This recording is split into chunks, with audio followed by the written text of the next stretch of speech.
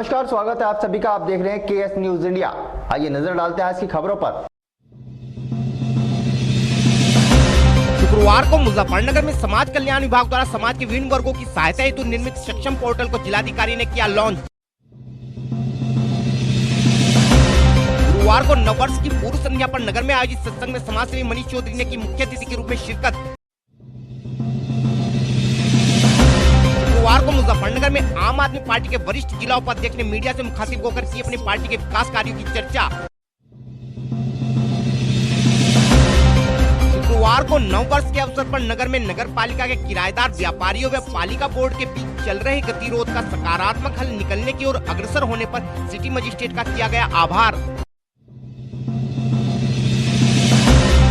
शुक्रवार को मुजफ्फरनगर स्थित मीडिया सेंटर में दंदेड़ा के पीड़ित परिवार द्वारा किया गया वार्ता का आयोजन।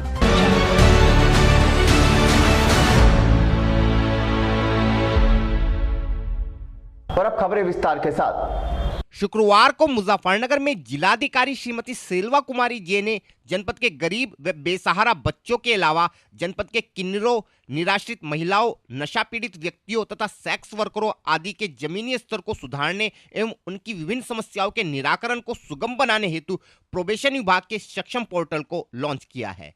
इस अवसर पर जिलाधिकारी श्रीमती सेल्वा कुमारी जे का कहना था कि समाज के इन वर्गों की समस्याएं दूसरे वर्गों की अपेक्षा थोड़ा अलग है तथा सरकार द्वारा चलाई जा रही विभिन्न कल्याणकारी योजनाओं का लाभ समाज के इस वर्ग को नहीं मिल पाता, जिस कारण इन सभी योजनाओं का लाभ इस वर्ग के पात्र लोगों तक पहुंचाने हेतु समाज कल्याण विभाग द्वारा सक्षम पोर्टल को लॉन्च किया गया है। इस पोर्टल के माध्यम से सरकार के विभिन्न योजनाओं में ऑनलाइन रजिस्ट्रेशन, ट्रांसजेंडर पहचान पत्र के लिए आवेदन, मतदाता पहचान पत्र के लिए आवेदन, निशुल्क कानूनी सहायता प्राप्त करने के लिए आवेदन, महिलाओं तथा बालिकाओं संबंधी विभिन्न कानूनों की जानकारी, विभिन्न विभागों द्वारा महिलाओं के लिए संचालित योजनाओं आदि का विवरण प्राप्त किया जा सकता है। जिलाधिकारी का कहना था कि इन सभी योजनाओं के संचालन हेतु इस पोर्टल के माध्यम से समाज के सम्मानित व्यक्तियों, समूहों तथा उद्यमियों का सहयोग भी लिया जाएगा तथा यह पोर्टल बेटी बचाओ, बेटी पढ़ाओ व मिशन शक्ति के उद्देश्यों में सहयोग करने हेतु लॉन्च किया जा रहा है। इसके अलावा इस पोर्टल के माध्यम से विभिन्न कक्षाओं तथा कोर्स में प्रवेश करने के लिए आर्थिक सहायता हेतु भी आवेदन किया जा सकता है। कार्यक्रम के विषय में और अधिक जानकारी देते हुए जिलाधिकारी श्रीमती सेल्वा कुमारी जे ने बताया। एक हम लोगों ने सक्षम पोर्टल लॉन्च किया है जिसमें 6 तरीके का कैटेगरी के लोगों को हम लोगों ने टारगेट किया है।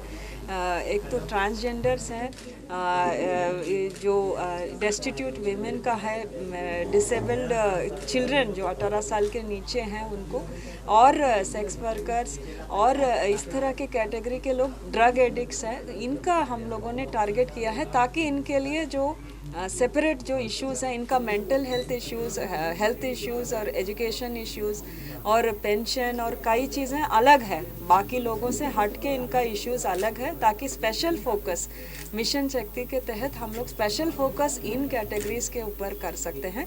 ये हम लोगों का प्रयास है ताकि एक प्लेटफॉर्म में सभी स्टेक होल्डर्स आ जाएं, जो कंप्लेनेंट्स हैं उनका भी और जो लाभ लेना चाहते हैं सरकार का उनका भी, स्पॉन्सर्स, NGOs, गवर्नमेंट डिपार्टमेंट, सभी का एक प्लेटफॉर्म बनाया गया है। कई लोग जुड़े हुए हैं और भी रजिस्टर कर सकते हैं। उसमें ऑप्शन ये है थ्रू NGOs, और स्वयं भी कर सकते हैं, ट्रस्ट के माध्यम से भी कर सकते हैं। हमारे ज़िले में CSR सोसाइटी बना हुआ है, through that also they can do. इसमें ये एक फीचर है कि फंडिंग किसी को नहीं देना है, सीधा किसी को अडॉप्ट कर सकते हैं या कोई भी तरीके से जो मदद करना चाहते, अभी भी कर रहे हैं लोग, बट ये है कि हमारे पास उनका अच्छा काम कैप्चर हो जाएगा इस पोर्टल के मदद से। नहीं, प्रदेश में पहला पोर्टल है। मैडम, पोर्टल लॉन्च हो चुका है और जमीनी स्तर की अगर बात करें तो भी शिक्षा का अभाव है, जो इसके लिए पात्र हैं उन तक प्रशासन किस तरह इसको? एक इनका सुझाव ये भी था कि कई बार जनरल स्कूल्स में जाते हैं या कहीं पढ़ते हैं तो इनको थोड़ा सा भेदभाव होता है करके, तो एक इंस्टीट्यूशन हम लोग जैसे BSA के माध्यम से जो बेसिक शिक्षा में पहला प्रयास ये कर रहे हैं, एक अलग से एक स्कूल्स हम लोग चिन्हित कर रहे हैं जहाँ टीचर्स भी सेंसिटिव होंगे, वहाँ स्मार्ट क्लासेस और कई तरीके से एक शुरुआत हम लोग वहाँ से कर रहे हैं। आगे जा कर के भी जैसे इंस्टीट्यूशंस में भी अगर पढ़ते हैं तो इनके साथ कोई ऐसे दुर्व्यवहार ना हो या अलग ना कर दे, या कुछ कारणों से पढ़ाई छोड़ना पड़ता है, उसमें काउंसलिंग और सेंसिटिविटी का भी हम लोग इसमें इंक्लूड किए हैं।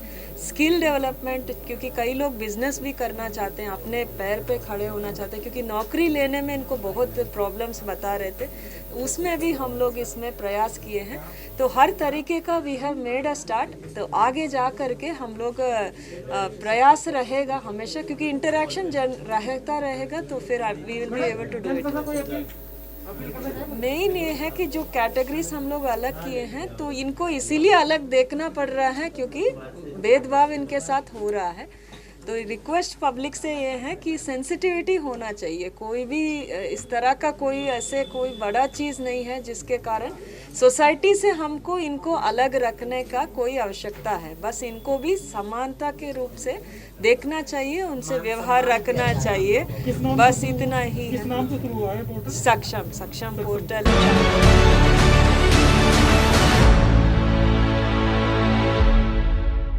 गुरुवार की रात नववर्ष की पूर्व संध्या के अवसर पर नगर में श्री सतगुरु रामरतन परब्रह्म दरबार ट्रस्ट द्वारा एक सत्संग समारोह का आयोजन किया गया। इस कार्यक्रम में नगर के प्रमुख समाज सेवी श्री मनीष चौधरी ने मुख्य अतिथि के रूप में शिरकत करते हुए सतगुरु के विचारों को जाना। कार्यक्रम का शुभारंभ रात्रि 9 बजे पूजा अर्चना के साथ किया गया। कार्यक्रम के माध्यम से उपस्थित जनसमूह को सतगुरु की महिमा को बड़े ही सुंदर ढंग से समझाया गया तथा रात्रि 12 बजे शांति पाठ तथा संपूर्ण मानव जाति के कल्याण की कामना के साथ कार्यक्रम का समापन कर दिया गया। इस कार्यक्रम में आचार्य ने सतगुरु की महिमा पर प्रकाश डालते हुए बताया कि सतगुरु रामरतन आत्मा को जागृत करने का संदेश लेकर परमधाम ले जाने के लिए पधारे हैं तथा सतगुरु ही साक्षात पर ब्रह्म है तथा सतगुरु के बिना आत्मा का मिलन पर ब्रह्म से नहीं हो सकता। कुछ होंगे भी, कभी विचार नहीं किया हमने, कभी बातों पर सोचा ही नहीं, समझा ही नहीं। तो मेरे प्यारे सुंदर साथ जी उनको साधु संत का पूजते रहे।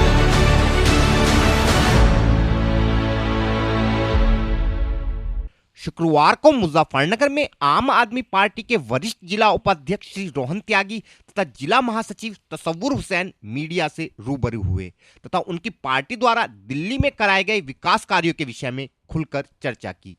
श्री त्यागी का कहना था कि उनकी पार्टी द्वारा दिल्ली में कराए गए विकास कार्यों का डंका पूरे विश्व में बज रहा है और यही कारण है कि दिल्ली की जनता लगातार श्री अरविंद केजरीवाल को अपने मुख्यमंत्री के तौर पर चुन रही है तथा जब से उनकी पार्टी ने सन 2022 में उत्तर प्रदेश में विधानसभा चुनाव लड़ने का ऐलान किया है, प्रदेश की भाजपा सरकार के मंत्री व नेता बौखला गए हैं और एक और तो प्रदेश सरकार के मंत्री दिल्ली के उप मुख्यमंत्री को दिल्ली व यूपी मॉडल पर खुली बहस की चुनौती देते हैं, वहीं दूसरी ओर बहस के लिए श्री मनीष सिसोदिया जी के लखनऊ पहुंचने पर मंत्री महोदय मौके से ही नदारद मिलते हैं तथा श्री सिसोदिया को प्रदेश के सरकारी स्कूलों को भी देखने के लिए नहीं जाने दिया जाता क्योंकि प्रदेश के सरकारी स्कूलों के हालात किसी से छिपे नहीं हैं और इसी कारण उनकी पार्टी ने सेल्फी विद सरकारी स्कूल के नाम से एक अभियान की शुरुआत की है जिसमें उनकी पार्टी के कार्यकर्ता सरकारी स्कूलों के साथ सेल्फी लेकर उनके हालात जनता को दिखा रहे हैं। इस विषय में और अधिक जानकारी देते हुए श्री रोहन त्यागी ने बताया। देखिए, पूरा प्रकरण ये है कि जब से दिल्ली के मुख्यमंत्री अरविंद केजरीवाल जी ने उत्तर प्रदेश में चुनाव लड़ने की घोषणा की है तब से ही उत्तर प्रदेश की राजनीति में एक नया दौर शुरू हो गया है और भारतीय जनता पार्टी बौखला गई है। योगी आदित्यनाथ बौखलाहट में है, पूरा मंत्रिमंडल बौखलाहट में है, उन्हें समझ में नहीं आ रहा है कि किस तरह से लड़ाई लड़ें। लखनऊ में हमारे उप मुख्यमंत्री मनीष सिसोदिया जी पहुँचते हैं, वो देखते हैं वहाँ की व्यवस्था को, स्कूल की व्यवस्था को देखना चाहते हैं। सिद्धार्थ नाथ जी के बुलावे पर वहाँ पहुँचते हैं लेकिन वहाँ मंत्री नहीं पहुँचते, बल्कि उनको स्कूल देखने तक नहीं दिया जाता। ये व्यवस्था उत्तर प्रदेश की है, पूरा व्यवस्थाएं चरमराई हुई हैं। हम चाहते हैं कि गवर्नेंस मॉडल जो बनाया हुआ है वो गवर्नेंस मॉडल यहाँ उत्तर प्रदेश में लागू हो, यहाँ पर काम हो, यथास्थिति पे काम किया जाए, बिजली पे काम किया जाए, पानी पे काम किया जाए, चिकित्सा पे काम किया जाए, शिक्षा पे काम किया जाए। लेकिन इन संवैधानिक बातों को और इन जो आम आदमी की जो मूलभूत जरूरतें हैं उनके लिए काम ही नहीं हो रहा है। हिंदू पे बात कर लेंगे, मुसलमान पे बात कर लेंगे, जातिगत राजनीति कर लेंगे, लेकिन जहां आम आदमी की बात आती है वहां नहीं होता है। अब देखिए, आप अक्षय कुमार एक ऐड करते हैं, वो उनका पर्सनल, उनका निजी क्षेत्र है, कर सकते हैं कि आपको शिक्षा, बच्चों को शिक्षा दिलानी है तो आप गोल्ड लोन ले लीजिए। भाई, अगर आप एक वोट देकर एक अच्छी शिक्षा व्यवस्था एक प्रदेश में लागू कर सकते हैं तो उस पर काम क्यों नहीं किया जा सकता है। तो आप इस तरह की लगातार आप लोगों की गिरफ्तारी भी हुई है, आप भाजपा के खिलाफ प्रदर्शन कर रहे थे। देखिए, वो पूरा प्रकरण आप जानते ही हैं कि जिस प्रकार कपिल देव अग्रवाल जी, जो कौशल विकास मंत्रालय उनके पास है, उन्होंने किस तरीके से एक संवैधानिक पदों पर बैठे हुए दो लोगों का, प्रधानमंत्री जी का और मुख्यमंत्री जी के फोटो का इस्तेमाल किया और न जाने कितने पैसे उस कंपनी के माध्यम से उनके भाई बंधुओं ने कमाए होंगे। तो ये पूरा प्रकरण बहुत बड़ा भ्रष्टाचार इसमें है और इसमें ऊपर तक लोग लिप्त हैं। और अगर हम लोग संवैधानिक अधिकार रखते हुए उसकी मांग कर रहे हैं, भ्रष्टाचार को उजागर करने की मांग करें, तो पुलिस प्रशासन हमें गिरफ्तार कर रहा है। आप लगातार कहते हैं उत्तर प्रदेश में जब से केजरीवाल साहब ने घोषणा की है चुनाव की, तब से बीजेपी सरकार बौखला गई है। जी बिल्कुल, ये तो देखो सीधी सी क्यों लगता है आप? इसलिए लग रहा है क्योंकि देखो सीधी सी बात है कि हमारे तमाम दिल्ली के जो विधायक हैं वो उत्तर प्रदेश में आ रहे हैं, वो कह रहे हैं कि हम तो भैया स्कूल देखने जाते हैं, स्कूल नहीं देखने दिए जा रहे हैं। आप खुद सोचिए भाई, ऐसा क्या दिक्कत है? अगर कोई व्यक्ति स्कूल जाना चाहता है, एक आम आदमी है, भले ही वो दिल्ली का विधायक हो, तो उसको रोकने की क्या जरूरत है? उसको जाने दीजिए, स्वतंत्र है वो। एक भारत के नागरिक को ही भारत में स्वतंत्र होकर घूमने की इजाज़त नहीं है। ऐसा क्यों किया जा रहा है? ये संवैधानिक चीज़ों का तो हनन है ही है, बल्कि यहाँ इस बात का भी हनन हो रहा है कि कितना काम किया गया। अगर आप सीना चौड़ा करके कहते हैं काम हुआ है, तो काम देखने दीजिए ना। हम देखना चाहते हैं कि उत्तर प्रदेश में कितने स्कूलों की छतें पक्की हैं, कितने स्कूलों से छतों से पानी नहीं टपक रहा, उनमें टोंटियाँ हैं। हम ये सब चीज़ें देख तो लें कि सिर्फ ये ख्याली पुलाव जो भाजपा ने बनाए हुए वही हैं सबके सामने।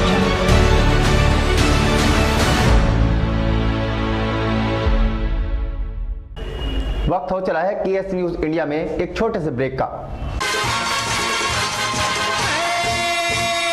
आने वाले साल को सलाम, जाने वाले साल को सलाम, नए साल का, ओ नए साल का पहला जाम आपके नाम।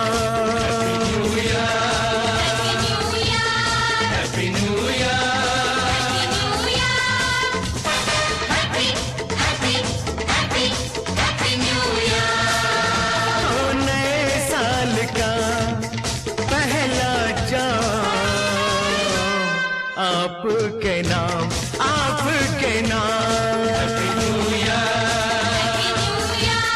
Happy new year, happy happy happy happy new year.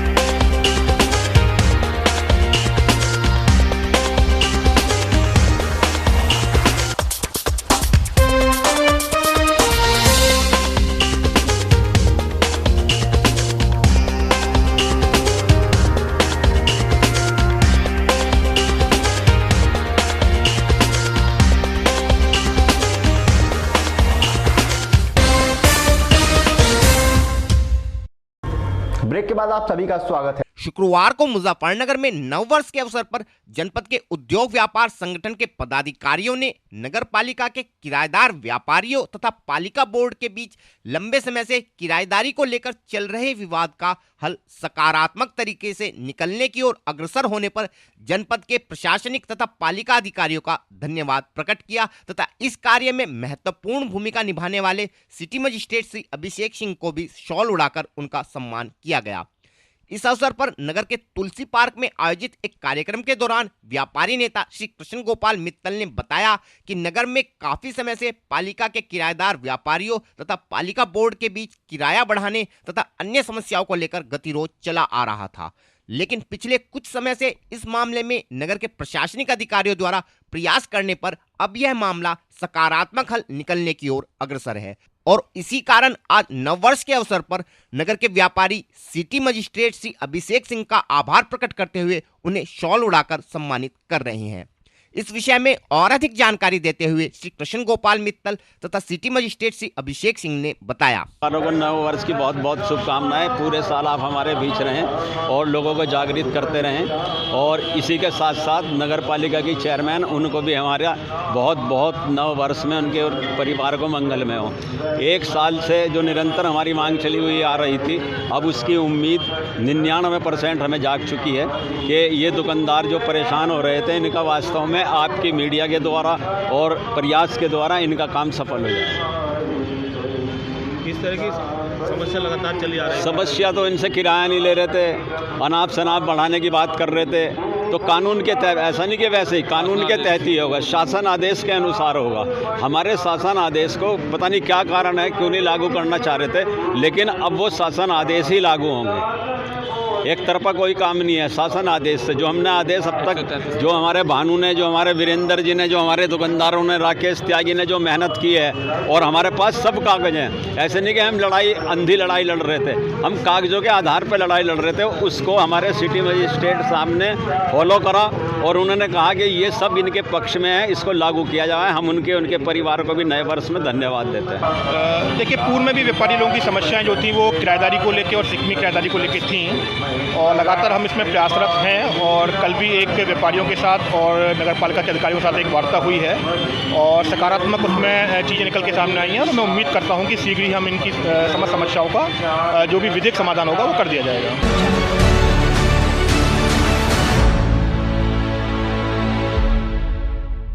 शुक्रवार को मुजफ्फरनगर स्थित मीडिया सेंटर में विगत दिनों जनपद के सिखेड़ा थाना क्षेत्र के गांव धंधेड़ा में पीट कर मारे गए दानिश के परिजनों द्वारा एक प्रेस वार्ता का आयोजन किया गया। इस प्रेस वार्ता के माध्यम से दानिश के परिजनों द्वारा अपने दर्द को मीडिया के सामने बयां किया गया। पीड़ित परिजनों का कहना था कि लगभग 3 माह पूर्व कुछ अज्ञात लोगों द्वारा दानिश की पीट कर तथा धारदार हथियारों से हमला कर हत्या कर दी गई थी। इस मामले में पीड़ित परिवार लगातार पुलिस अधिकारियों के चक्कर लगा रहा है, लेकिन आज तक भी इस मामले में पुलिस द्वारा कोई ठोस कार्यवाही नहीं की गई है तथा हर बार पुलिस जांच की बात कहकर परिजनों को टाल देती है। वे परिजन पुलिस अधिकारियों के कार्यालयों के चक्कर लगाने के लिए विवश हैं। सर, हमारा केस नहीं खुल रहा, हम बहुत परेशान हैं। जब जाते हैं एसपी के या सीओ के पास, उनका काम चल रहा है, थाने में जाते हैं, काम चल रहा है, हम बहुत परेशान हैं। कितने दिन हो गए आपके भाई की हत्या हुई? कैसे उसकी हत्या हुई थी? क्या पूरा मामला था? सर उसका सिर पाड़ रखा था 3 जगह थे। ये पेचकस दे रखे इस तरीके से सर, ऐसे पेचकस दे रखे हैं, ऐसे पेचकस दे रखे, सिर पाड़ रखे 3-4 जगह थे, खून खून, घर पे करीबन 500 मीटर दूर। दिन का मैटर। आपको कैसे सूचना मिली थी? आप पहुंचे थे वहाँ, फिर पुलिस गई, क्या हुआ? क्या जी यही, फिर गाँव वाले गए, इस तरीके से हमें पता लगा सर। अच्छा, तो इतने टाइम आपको चक्कर काट तो लिया, पर किसी अधिकारी से नहीं मिले कुछ? सर अधिकारी तो सबसे मिल लिए, कह रहे काम चल रहा है, काम चल रहा है। तो क्या चाहते हो आप? बस नहीं जी, हमें इंसाफ मिलना चाहिए सर। अगर थाने में बात करते तो क्या जवाब मिलता? जवाब नहीं होता है, इनको काम चल रहा है। और इनको जब जाता हूँ कभी कभार तो उनको कहते हैं इनको मेरा ट्रांसफर करवा दो, तुम जगह जगह जा रहे हैं। तो बदतमीजी करता है सर? हाँ जी, भी ऐसे ही बोलते हैं जी बस। ठीक है। क्या नाम था आपके भाई का? दानिश जी। कितनी उम्र थी? 18 साल जी। आज के बुलेटिन में इतना ही। कल फिर होंगे हाजिर कुछ नई और ताजा खबरों के साथ। देखते रहिए केएस न्यूज़ इंडिया।